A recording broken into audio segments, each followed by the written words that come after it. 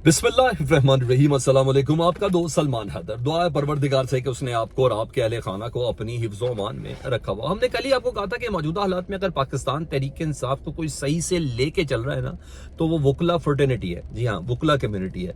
आपको core committee के अंदर वकला नजर आएंगे, आपको अदालतों के अंदर वकला नजर आएंगे, आपको मेन स्ट्रीम मीडिया पर अगर इक्का दुक्का कोई भी शख्स होगा जो कोई रिप्रेजेंट कर रहा है ना, तो आपको वकला फर्टर्निटी के अंदर आएंगे। और ये वो वकला है जो किसी के जेर असर भी नहीं है, जो कोई दबाव भी नहीं ले रहे ना। तो इस वक्त वकला का बड़ा किरदार है। और मैंने कहा था कि आने वाले वक्त में 168 टिकटें पाकिस्तान तहरीक इंसाफ की जो देने का इरादा है, जिस पे बड़ी स्ट्रांगली मुशावरत हो रही है, वो वकला फर्टर्निटी को ही देनी है। और वो भी वकला वो मैंने कहा जो किसी के जेर असर ना हो। और अब पता चल रहा है कि पाकिस्तान पीपल्स पार्टी के सीनियर तरीन रहनुमा गवर्नर पंजाब और इमरान खान साहब के मुख्तलिफ केसेस में लड़ने वाले, जी हाँ, लतीफ़ खोसा साहब ने बाकायदा पाकिस्तान तहरीक इंसाफ को ज्वाइन करने का फैसला कर लिया। वैसे भी उनकी इन्हीं हरकतों की वजह से पीपल्स पार्टी से उनकी बुनियादी रुकनीत वैसी उनकी मुअत्तल कर दी गई थी। और ये कन्फर्म है कि वो पाकिस्तान तहरीक इंसाफ को ज्वाइन करने लगे, और बस इसका ऐलान है। और वो लतीफ़ खोसा साहब जी, ये भी मैं आपको बता दूं कि पाकिस्तान तहरीक इंसाफ में बहुत अच्छी और बहुत स्ट्रॉन्ग पोजीशन पे आएंगे। वो फिलर के तौर पे नहीं आएंगे, क्योंकि मौजूदा हालात में जब ये इलेक्शन की इंतखाबी मुहिम का आगाज़ हो गया जी, और ये होने जा रहा है, और टिकटों की तकसीम है, और उसके बहुत से कानूनी और दीगर मामलात हैं, और सीनियर लोगों का पार्टी के अंदर होना बहुत ज़रूरी है। क्योंकि जितनी भी सीनियरिटी है, या तो वो जेल के अंदर है, चेयरमैन जेल में पाकिस्तान तहरीक इंसाफ का, वाइस चेयरमैन जेल में है, सदर जेल में, और कुछ थोड़े बहुत हैं तो वो ज़ेर एताब है। तो सरदार लतीफ़ खोसा साहब, जी हाँ, वो भी पाकिस्तान तहरीक इंसाफ में बाकायदा शमूलियत इख्तियार कर रहे हैं। इमरान खान साहब के वकील हैं शेर अफजल मरवत साहब, उन्होंने तो दो अहम और बड़ी शख्सियात से मुतल्लिक कहा है कि वो अनकरीब दो बड़े नाम पाकिस्तान तहरीक इंसाफ में शामिल होने जा रहे हैं। वैसे अगर टुल्ला में मार दूं तो चौधरी एतजाज एहसन साहब हो सकते, लेकिन उनके लिए इतना आसान काम नहीं होगा। बहरहाल एक पूरे कॉम्बिनेशन के साथ सरदार लतीफ़ खोसा पार्टी को ज्वाइन करेंगे जी, ये मैं आपको बता दूं। और दूसरा बड़ा नाम कोई बड़ा भी हो सकता है, और वो इतना बड़ा होगा कि जो इन हालात में भी ताकतवरों के या एस्टेब्लिशमेंट के ज़ेर असर नहीं होगा। और इन हालात में कोई पाकिस्तान तहरीक इंसाफ ज्वाइन कर ले, ये जेल में बैठे इमरान खान की कामयाबी है, ये जेल में बैठे इमरान खान की मकबूलियत की गारंटी है। और मैं इसके सिवा क्या कह सकता हूँ। तो बहरहाल ये खबर को मैं इधर तक रखता हूँ, बाकी इशारे कनाए जो कुछ है वो आप खुद ही समझिए। उधर परवेज़ इलाही साहब और मोनस इलाही साहब को तोड़ने की जो कोशिश है वो बिल्कुल जारी है जी। मोनस इलाही साहब ने अभी एक सीसीटीवी वीडियो ट्वीट की है थोड़ी देर पहले, जिसमें उन्होंने बताया कि पंजाब पुलिस ने कल फिर हमारे घर पे छापा मारा। इस बार वो मेरे खालू मेजर ताहिर सादिक को ढूंढने के लिए आए थे। मेजर ताहिर सादिक का आपको याद है? नहीं याद, मैं आपको बताता हूँ। इमरान खान जो अभी अटक जेल में थे ना, तो जो अटक जेल में खाने वाने या दीगर चीज़ें जो इमरान खान साहब को दे रहे थे और जो पहुंचा रहे थे, और अटक जेल के बाहर जो एहतजाज कर रहे थे, वो मेजर ताहिर सादिक साहब ही थे। तो ठीक है, तो मोनस इलाही साहब कह रहे हैं उनको ढूंढने के लिए आए थे। मतलब चौधरी साहब के घर में अब फिर ये छापों का सिलसिला शुरू हो चुका है। और मतलब पॉलिटिकल इंजीनियरिंग है ना, इलेक्शन से पहले ये सारी चीज़ें करने का क्या मतलब है? वो लेवल प्लेइंग फील्ड क्लियर करके देनी है, फील्ड ही क्लियर करके देनी है मुस्लिम लीग नून को। और उसके अलावा इन सारे इशारों का क्या मतलब है?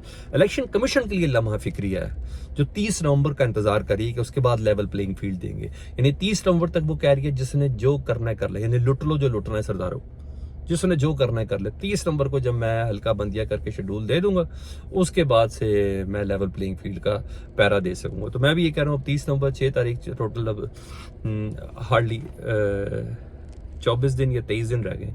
इस 23 दिन के अंदर अंदर पाकिस्तान तहरीक इंसाफ को जो जितना नुकसान दे सकता है, और या पीपल्स पार्टी को जो जितना नुकसान दे सकता है वो देगा। और यही वजह है कि नवाज शरीफ साहब ने अब शायद नहीं यकीनन पीपल्स पार्टी को रिस्पॉन्ड करने का फैसला कर लिया जी, और तगड़ा फैसला किया है।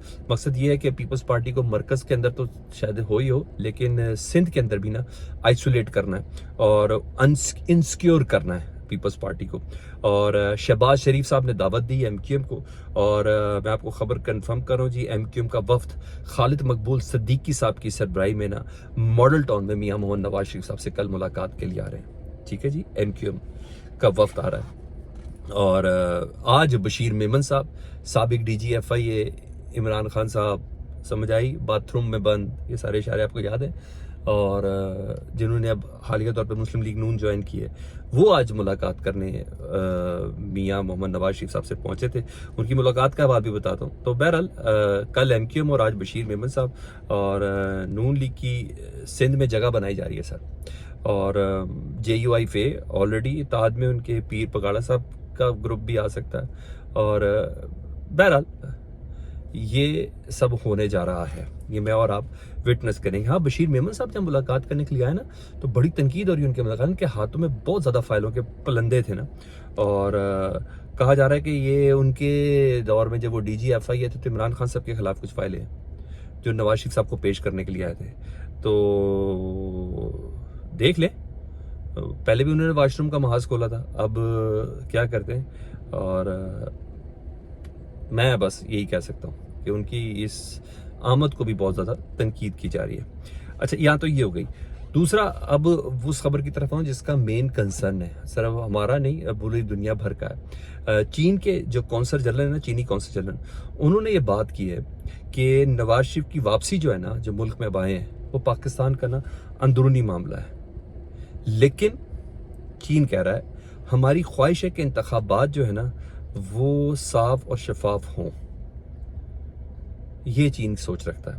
اور اس کام سے انہوں نے کہا صاف شفاف انتخابات سے ہی سی پیک ترقی کرے گا. مطلب چین بھی چاہتا ہے کہ پاکستان میں لیول پلینگ فیلڈ ہو، ہر شخص اپنے یا ہر پارٹی کو، ہر جماعت کو اپنا حق حاصل ہو کہ وہ اپنی کمپین کر سکے، تاکہ حکومت جو بھی آئے وہ مستحکم آئے نا. ماضی میں انہوں نے دھرنے، جلسے، جلوس یہ سب دیکھے، تو انہوں نے کہا جو بھی ہو مستحکم ہو، ورنہ یہی ہوگا کہ مستقبل میں بھی یہ دھرنے، جلسے اور جلوس جو تھے نا، یہ چین کے انٹرسٹ میں نہیں ہے. اور یہ حالات جو ہے نا چین کے لیے بہتر نہیں ہوں گے. حالات سازگار کے لیے پاکستان میں فری اینڈ فیئر الیکشن ہونے چاہیے. اب جذبات تو بڑے ہیں اور ارمان بھی بڑے ہیں کہ فری اینڈ فیئر الیکشن نہ ہو. جس طریقے سے میں نے بولا کہ الیکشن کمیشن سر 30 نومبر تک کا انتظار کر رہا ہے، اس سے پہلے جس نے جو کرنا ہے وہ کر لے. لیکن چین کا اس سلسلے میں، چینی کونسل جنرل کا اس سلسلے میں بات کرنا کہ ہم مانیٹر کر رہے ہیں ان تمام معاملات کو. ہم پاکستان میں فری اینڈ فیئر الیکشن اور لیول پلینگ فیلڈ کے ساتھ دیکھنا چاہتے ہیں کہ تمام سیاسی جماعتیں بھرپور طریقے سے اس کے اندر کریں. نہیں تو پھر وہ یہ الیکشن کے اوپر شک بھی اور پروجیکٹس کے اوپر بھی شک بھی، اور سی پیک کا تعلق ان تمام پروجیکٹ کے ساتھ ہے تو وہ بہت تنقید کا نشانہ بنے گے. میں نے بتایا کہ ارمان بڑے ہیں، خواہشیں بڑی ہیں. اب ان ارمان اور خواہشوں پہ یہ ہے کہ بھائی لیول پلینگ فیلڈ میں اوپوننٹ ہو ہی نا، فیلڈ ہی بالکل لیول ہو، اتنی کلیئر ہو کہ بس کوئی کھیلنے والا ہی دوسرا نہ ہو. تو چین کے تحفظات اٹ میٹرز اور لاٹ، یہ بہت زیادہ چیزیں چل رہی ہیں. تو بہرحال یہ اس وقت ریئل کنسرن ہے جو میں نے کہا میں آپ تک پہنچا دوں. اپنا بہت زیادہ خیال رکھیں. فیڈ بیک سے متعلق آگاہ کیجیے گا.